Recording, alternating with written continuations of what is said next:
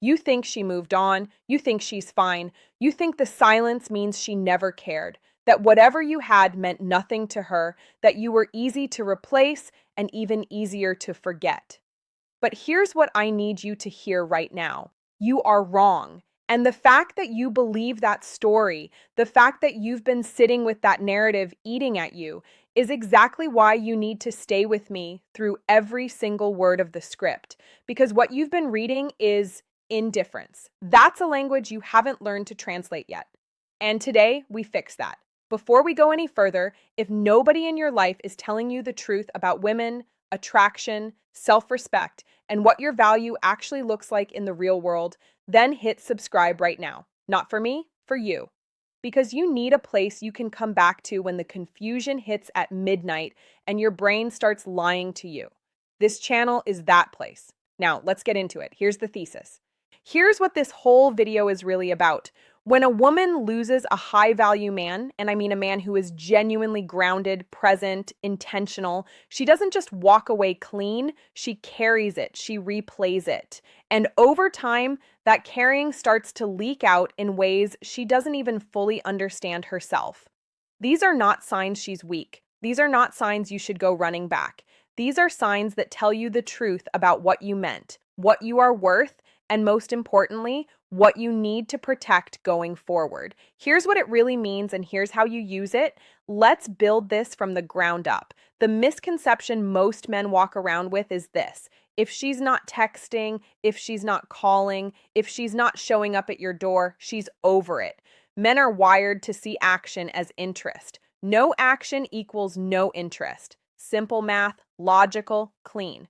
Except people are not math problems, and women especially are not wired to broadcast their pain the way you might expect. The hard truth is this: regret in a woman is almost never loud. It's quiet, it's strategic, it's disguised. It hides inside of mundane social media activity, inside casual text messages sent at irregular hours, inside a mutual friend suddenly bringing her up in conversation, unprompted. Women are socialized from birth to manage their vulnerability, to protect their pride, to never let the person they hurt see the damage they caused, because to show that is to hand over power. So she stays quiet. And you, because you've been waiting for fireworks, miss every single flare. Why does this happen? Because the moment a relationship ends, especially one where the man had real substance, a woman enters a recalibration phase. She doesn't call it that. She might call it moving on or healing or focusing on herself. But underneath that language is a constant low-grade comparison process. She is measuring every man she meets, every moment she experiences, every hollow laugh she forces at a party against the standard you set. And most of the time, nothing measures up. Not immediately, not cleanly. And that gap between where she is and where she was starts to feel like something she can only describe as loss. What does it cost her?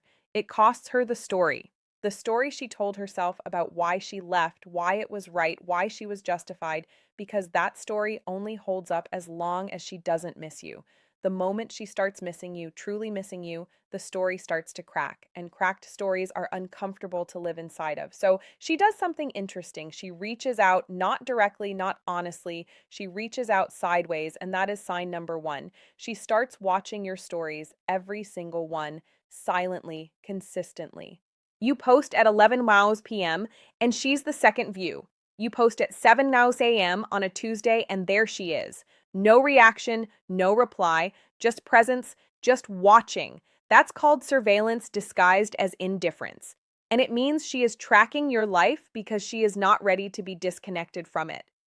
She doesn't know what to say. She doesn't want to start a conversation she can't control, but she cannot stop looking. That watching is not nothing. It is the digital equivalent of driving past your old house. Sign number two, she drunk texts you.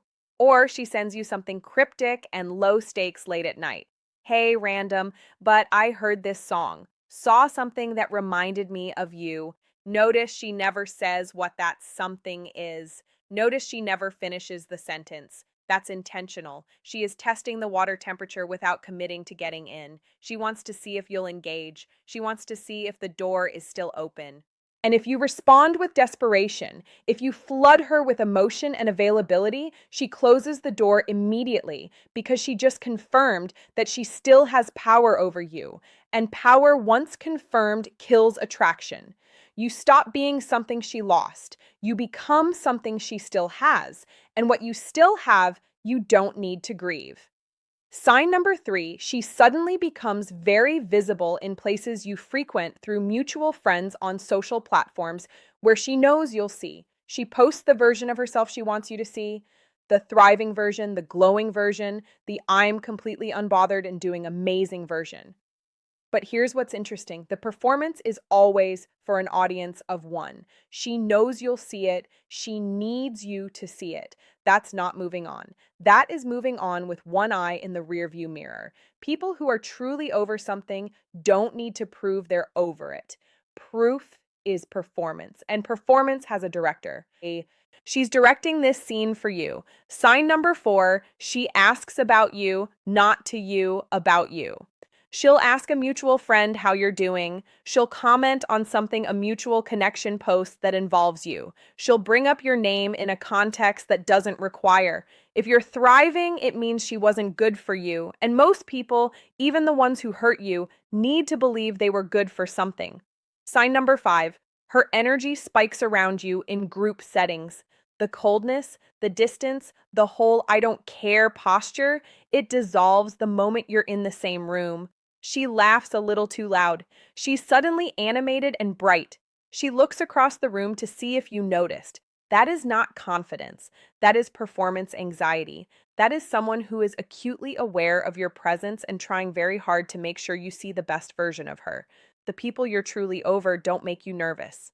They don't make you laugh louder or your posture sharper. She's nervous around you because you still register as significant. Sign number 6, she compares. You'll hear it eventually from her, from friends, sometimes from her own social media. She'll say something like, guys these days just don't, and describe something you used to do. She'll romanticize something she once took for granted, the way you handled conflict, the way you showed up, the way you made her feel safe even when things were complicated. She won't name you, but everyone in earshot knows she's naming you. That comparison is not her being nostalgic. That is her balance sheet coming up short. She is auditing her decision and finding a deficit. Sign number 7, she reaches out during your milestones. You get a new job, you post about a win, you hit something meaningful, and there she is, a like. Congrats. That's so amazing. Small contact, low risk, high signal. She is not just being polite. She is reminding you that she exists. She is staying on your radar without fully exposing herself. She is planting a seed and hoping you'll water it. Every milestone contact is a reach across the gap she created. She's measuring the distance. She's wondering if it's still crossable. Sign number 8. She tries to make you jealous. She dates publicly. She tags places. She posts pictures of another man in ways that are just a little too deliberate.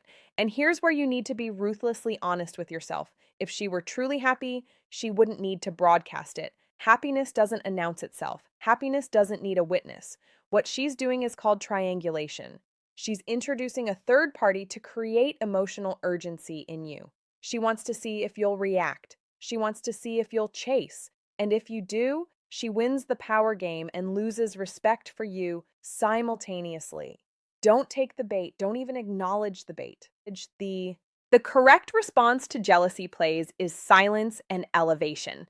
Sign number 9, she starts having conversations with you that have no real purpose. She'll text you about something mundane, something she could have Googled, something she could have asked literally anyone else. Hey, do you remember the name of that restaurant? She doesn't need the restaurant name. She needs an excuse to hear your voice in her head, to see your name on her screen, to open a line of communication that feels low enough stakes that she can deny intent if it goes wrong. These conversations are doorways. She's hoping you'll walk through, but notice she always makes you open the door. She just stands at the threshold. Sign number 10. She regresses to vulnerability in a conversation she initiates. At some point, not immediately, but eventually, she will drop the performance. The bravado will crack and she'll say something real. She'll mention that she thinks about things. She'll acknowledge that things went sideways in ways she didn't fully understand. She might even say she misses you carefully in a way she can walk back if she needs to. That moment of vulnerability is not an invitation to abandon yourself and rush back in. That is a moment that confirms everything we've been talking about. She registers what she lost. She is telling you finally the truth. What you do with that truth is the real test of who you've become. Now, here is where most men get it wrong. They hear these signs and they immediately think, so I should reach out. I should let her know I'm still here. I should give her another chance. And I need you to stop right there because this is the part of the script that matters most. These signs are not an instruction manual for reconnection. They are a mirror. They are showing you the reflection of your own value. They are the universe handing you evidence of what you are worth so that you stop second-guessing it. The question this video should be prompting in you is not how do I get her back? It is why did I spend this long not trusting what I already brought to the table? This is where the reframe lives. Here is the man who gets this right.